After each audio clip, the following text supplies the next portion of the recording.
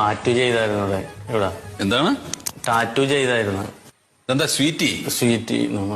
ആ അപ്പൊ അവളോട് ആത്മാർത്ഥമായ സ്നേഹം ഉണ്ടെങ്കിൽ എന്നോട് കൂടെ ടാറ്റു ചെയ്യാൻ പറഞ്ഞു അവളുടെ പേര്. പിന്നെ ഇപ്പൊ എന്തിനാ വായിക്കണതിന്? ഇപ്പൊ അവള് വേറൊരുത്തന്റെ കൂടെ പോയി. ആ അപ്പൊ ഇത് ഇവിടെ കിടന്നിട്ട് വേറൊന്നും സെറ്റ് ആകണമില്ല. ഞാനിതും ചോദിച്ചിട്ട് നടക്കണല്ലോ. എന്താ തൊഴില്? ഒന്നും ആയിട്ടില്ല, നോക്കണം. ഏ തൊഴിൽ വീതിയൊക്കെ വെച്ച് അപേക്ഷയൊക്കെ ഇവിടെ ഉണ്ട്, ഒന്നും ആയിട്ടില്ല. അപ്പൊ അതാണ് പണ്ട്. ഇവിടെ ഞാൻ എന്റെ ഇവിടെ അടയ്ക്കാൻ പൈസ ഉണ്ട് നിങ്ങളുടെ കയ്യില്? ഇത്രയും പൈസ ബുദ്ധിമുട്ടാണ് സാറ്. ആ എന്നാ പിന്നെ ഒരു കാര്യം ചെയ്യാം.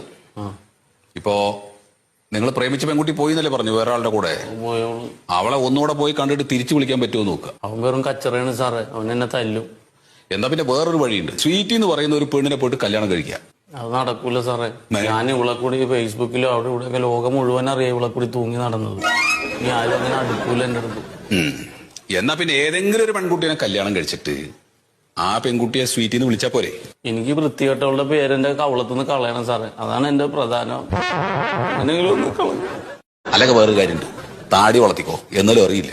അത് വരണ്ടേ? 3 മാസം നോക്കിയാലും സെക്കൻഡ് ഷോനെ ആളിരിക്കണ പോലെ 3-4 അവിടെ ഇവിടെ ഒക്കെ വരും. താടി വന്നില്ല.